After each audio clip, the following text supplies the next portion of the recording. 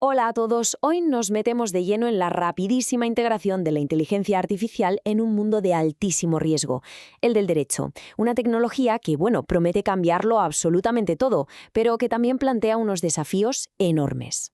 Y esto nos lleva a la gran pregunta, ¿no? La que lo enmarca todo. ¿Podría una inteligencia artificial llegar a ser nuestro abogado? Esta es la cuestión clave, el centro de esa tensión entre lo que promete la tecnología y lo que es la práctica jurídica en el mundo real. Vamos a empezar por el lado bueno, por la promesa.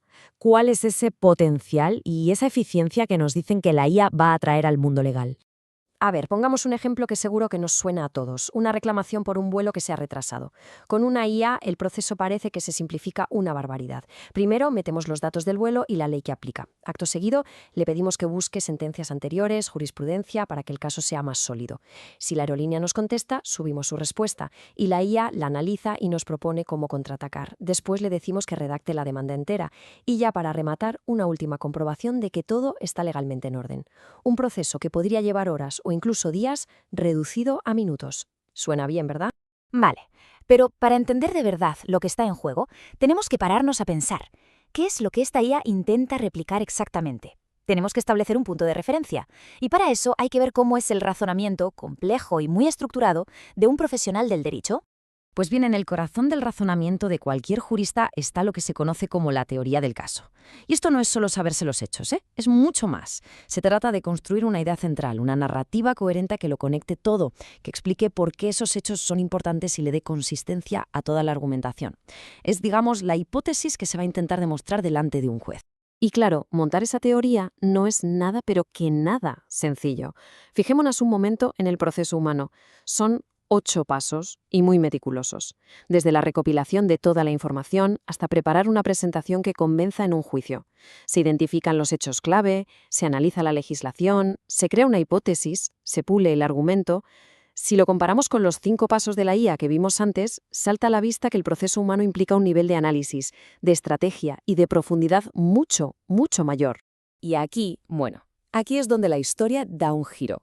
Pasamos de la promesa de la eficiencia a los peligros muy reales que aparecen cuando la inteligencia artificial se equivoca en el mundo de verdad.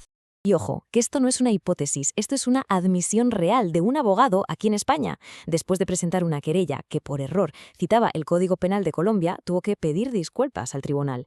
El origen del error, una referencia incorrecta que le había dado ChatGPT. Este caso es una advertencia clarísima de lo que pasa si nos fiamos a ciegas de la herramienta. Es que lo del código colombiano no es un caso aislado, es un síntoma de riesgos mucho más grandes. Uno de los más famosos son las alucinaciones, cuando la IA directamente se inventa citas legales o sentencias que parecen de verdad pero que no existen. También está el riesgo de usar leyes o casos de otros países que no aplican, las posibles filtraciones de datos confidenciales si usamos plataformas abiertas, o algo muy sutil pero peligroso, crear una dependencia tan grande de la herramienta que el juicio crítico del profesional se nuble. Cualquiera de estas cosas puede hacer que un documento legal no valga para nada. Y para que nos hagamos una idea de la magnitud del asunto, quedémonos con esta cifra.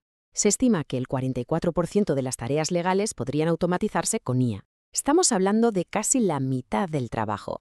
Con una adopción a esta escala, entender y mitigar estos peligros no es una opción, es una necesidad absoluta. Vale, pero la pregunta es, ¿por qué le cuesta tanto a la IA? ¿Por qué el razonamiento jurídico es un campo tan complicado para las máquinas que tenemos ahora? Vamos a ver esos desafíos, tanto técnicos como, podríamos decir, filosóficos. A ver, en una sentencia judicial no todo lo que dice el juez tiene el mismo peso. Aquí vemos una distinción que es fundamental. Por un lado está la ratio decidendi, que es el meollo del asunto, la regla jurídica central que obliga a futuros casos. Y por otro, el obiter dictum, que son como comentarios al margen que hace el juez. Pueden ser interesantes, pero no son legalmente vinculantes. El gran peligro es que una IA no sepa distinguir entre los dos y acabe construyendo todo un argumento sobre una base que legalmente es muy débil. Es una tarea que requiere una sutileza tremenda. Pero lo fascinante, lo realmente increíble, es que ya se está trabajando en soluciones para estos problemas. Por ejemplo, ¿cómo se le enseña a una máquina a entender algo tan ambiguo como la palabra razonable? Pues con técnicas que le permiten explorar distintas líneas de pensamiento, como si fuera un árbol con muchas ramas. O para que no se invente leyes, se usan sistemas que solo buscan información en bases de datos verificadas. Incluso se están creando modelos para que entienda las jerarquías entre normas o qué hacer cuando dos leyes se contradicen. La tecnología no para de avanzar para intentar imitar esa complejidad del juicio humano. Entonces, ¿a dónde nos lleva todo esto? Pues la conclusión no es tan simple como decir si la IA es buena o mala. La realidad, como casi siempre, es mucho más interesante y está llena de matices. Y esta idea lo resume a la perfección. El futuro más realista no parece ser el de un sustituto, sino el de pensar en la IA como dos tipos de herramientas muy diferentes. Por un lado, como un asistente de altísimo volumen para casos sencillos, repetitivos, como las reclamaciones de consumo.